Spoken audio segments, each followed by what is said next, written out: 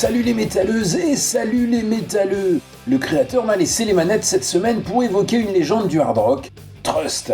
Alors pourquoi Trust, me direz-vous ? Eh bien le 11 décembre est sorti un coffret intéressant intitulé Récidive et on souhaitait vous en parler dans la chronique du créateur. C'est parti !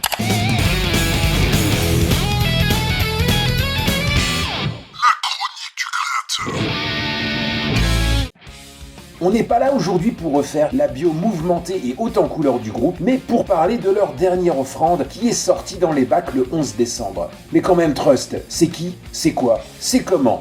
Trust est un groupe parisien qui a fait ses débuts en 77 en plein boom punk. La magie de Trust et sa différence avec le reste des groupes français, c'est qu'il a su mixer l'énergie rebelle et contestataire du punk à la puissance du hard rock. Et puis aussi surtout un guitariste exceptionnel en la présence de Norbert Krief, alias Nono, et le chanteur parolier Bernie Bonvoisin, alias Bernie Tête de Cochon. Trust reste aujourd'hui l'unique groupe de hard rock français à avoir une notoriété qui dépasse les frontières du genre. Un vrai groupe populaire en France grâce à l'hymne révolté antisocial. 10 albums depuis 79, un maxi et 8 albums live officiels. Alors la bio de Trust pourrait se résumer à l'histoire d'amour-haine entre Bernie et Nono qui a émaillé toute leur carrière. Bernie et son sale caractère, essayant par tous les moyens de s'extirper d'une image de chanteur de hard rock qu'il cherche à nuancer, voire carrément à effacer, en faisant payer le prix fort au groupe et à un Nono qui essaiera de son côté de faire avancer toute sa carrière, le navire Trust contre vent et marée. Après des années de querelles intestines et de lutte par avocats interposés, les frères ennemis ont fait la paix et ont compris que la viabilité de leur carrière respective était soumise à leur présence au sein de Trust. Bref, depuis 2018, ça va bien et la machine Trust tourne à plein régime avec la sortie de 2 albums et une pléthore de concerts partout en France. Récidive, c'est quoi ? Voilà l'attaque du groupe. Ce projet est une idée de fin de repas. Nous avons revisité nos 3 premiers albums dans les conditions du live avec la formation que nous sommes aujourd'hui, le son qui est le nôtre aujourd'hui. Voilà, c'est bien résumé. En gros, on a un coffret qui fait 4 CD et 4 DVD répartis en 3 sessions et un bonus. Un CD DVD pour la session 1, l'Élite, le premier album de 79, un CD DVD pour la session 2, Répression, le deuxième album de 1980, et un CD DVD pour la session 3, le troisième, Marche ou Crève, en 81. On ajoute à ça un bonus sympathique CD-DVD avec un live acoustique à la bougie constitué de titres des 2 derniers albums.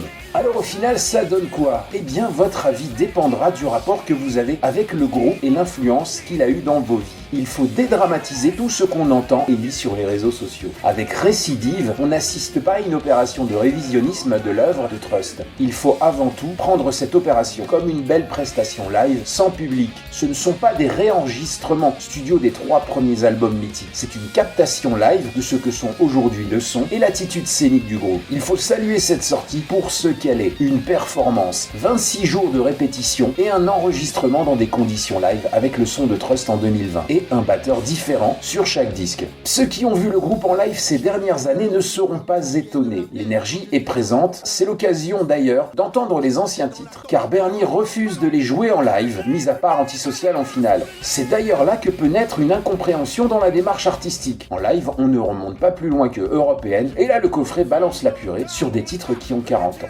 Musicalement, ça donne quoi ? Le groupe est carré, ça envoie façon hard and heavy avec des touches bluesy. Nono est exceptionnel, il joue mieux que jamais et remplit l'espace sonore avec une classe folle. C'est lui qui tient le tout même si la section rythmique assure à fond. Alors on ne va pas se le cacher, Bernie n'a jamais été un grand chanteur et aujourd'hui il galère au chant. Il s'en sort plutôt bien mais il n'a plus la voix de ses 20 ans et comme il ne monte plus autant dans les aigus, le backing band a dû adapter la tonalité des titres. Du coup ça sonne plus heavy mais moins mélodique. Les titres sont adaptés sans trahison et l'écoute est un exercice plaisant et intéressant, à moins d'être un fan intransigeant des originaux. Bernie se plante un peu sur certains titres et parties de chant, mais ça fait partie du côté vivant de l'expérience. Il modifie certaines paroles. Alors en vrac, au rayon des curiosités, sur Palace, on a un petit passage techno. Sur Bosser 8 heures, le patron de la CGT et sa moustache prennent une petite pique. La junte est plus atmosphérique, avec une envolée de guitare à tomber sur le final. L'intro de ton dernier acte est plus vénère et hard bluesy. Bernie ne prononce plus Messrine, mais Mérine, ce qui, je vous avoue, peut être un peu agaçant, je le reconnais.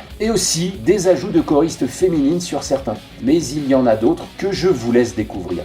Vous l'aurez compris, Récidive est une expérience exceptionnelle pour un fan de Trust. C'est à la fois passionnant et aussi un peu frustrant parfois. Mais je le répète, il faut prendre le tout comme une performance live de ce qu'est Trust en 2020.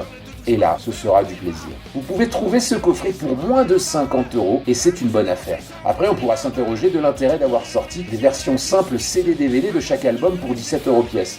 Mais bon, on ne va pas jouer les candides, ça reste quand même au final une opération aussi commerciale. Tout antisocial qu'est Trust, il doit gagner sa vie grâce au système. D'ailleurs, en conclusion, on peut se poser une question. Est-ce que le réenregistrement va devenir la nouvelle tendance? S'offrir un lifting, faire du neuf ou du presque neuf avec de l'ancien, surfer sur la nostalgie et rameuter les plus jeunes. On a vu In Flames le faire de manière décevante, George Lynch l'a fait avec le cultissime Wicked Sensation de Lynch Mob. Au-delà de la sphère métal, le bassiste Marcus Miller a réenregistré l'album Tutu de Miles Davis et cette chère Taylor Swift, multimillionnaire mais jamais loin de son compte en banque, qui réenregistre ses 5 premiers albums pour continuer à toucher ses droits d'auteur. Chapeau l'artiste. En attendant, Trust offre un joli cadeau de Noël que tout fan se doit d'écouter. Bien sûr, on conseillera aux fans die-hard les plus obtus et aux ayatollahs du Trust des débuts de continuer à écouter les originaux sous peine de début d'ulcère. Merci, à la semaine prochaine, c'était Mas, pour la chronique du créateur.